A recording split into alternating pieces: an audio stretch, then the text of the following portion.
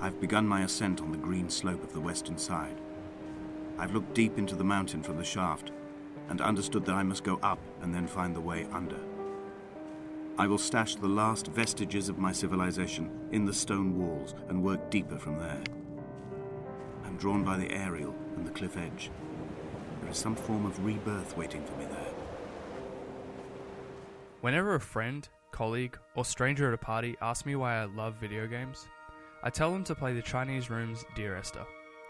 Best described as a virtual environment, Dear Esther bridges literature and video games and invites gamers and non-gamers alike into its world, with an abstract narrative, stunning environments, and non-demanding mechanics.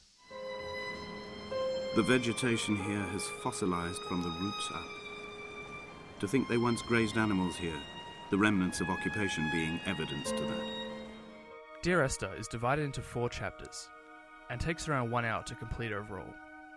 You begin your journey by a dilapidated lighthouse, and spend the game carving a path through rocky beaches, abandoned farmsteads, and the cavernous innards of the island itself.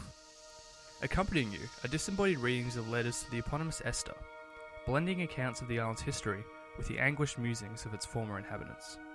Although it presents a somewhat cohesive narrative, Dear Esther is a largely abstract affair. I personally found a lot of enjoyment in forming my own interpretation of the game's meaning, but I can certainly see why some may see it as pretentious. The writing is heavy on metaphor and contradiction, and for players less interested in digging through multiple playthroughs, Dear Esther is probably too ambiguous to be enjoyed. Essentially, if you enjoyed this type of game, Dear Esther is a must-buy. If you can't stand them though, it should probably be avoided at all costs. It's somewhere between the turn-off for Sanford and the welcome break services, but although I can always see it in my rear-view mirror, I have as yet been unable to pull ashore. If the former doesn't faze you though, Dear Esther provides a satisfying, if rather lonely experience. Evidence of human habitation is everywhere, but every site is long abandoned and creepy as all hell. More frightening are the ghostly silhouettes that can be spotted watching you from afar.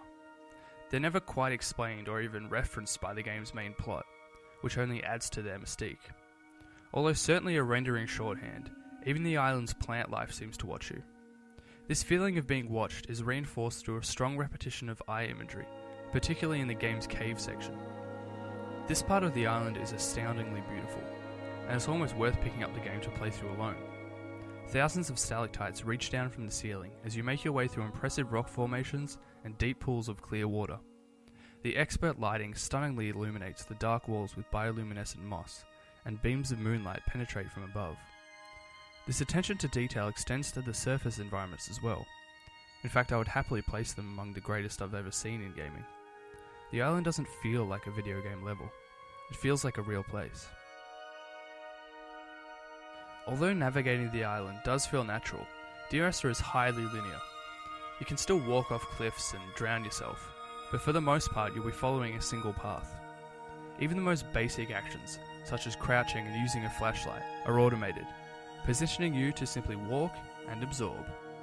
This can be enhanced with a dark room and headphones, to allow yourself to fall fully into Dear Esther's world. A lot has been said of Dear Esther's status as a piece of media. While some are reluctant to let it into the video game club, others argue that it doesn't really matter. Unless the only medium you can glean any enjoyment out of is video games, who cares what you want to call it, as long as you enjoy it. I find myself firmly in the second group. Dear Esther can be super restrictive, sure, but I believe it pushes games in a more refined, interesting direction, and is more than worth checking out. Reading Donnelly by the weak afternoon sunlight, he landed on the south side of the island, followed the path to the bay and climbed the mount. He did not find the caves, and he did not chart the north side. I think this is why his understanding of the island is flawed, incomplete. He stood on the mount and only wondered momentarily how to descend, but then he didn't have my